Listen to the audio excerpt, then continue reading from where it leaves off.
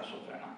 No i tak słuchałem tych wszystkich znakomitych pianistów i miałem takie poczucie, ja też tak chcę. I zdobyłem nutki, rozłożyłem je na pulpicie, siadłem i pół godziny później już byłem na spacerze z poczuciem zażenowania swoimi umiejętnościami.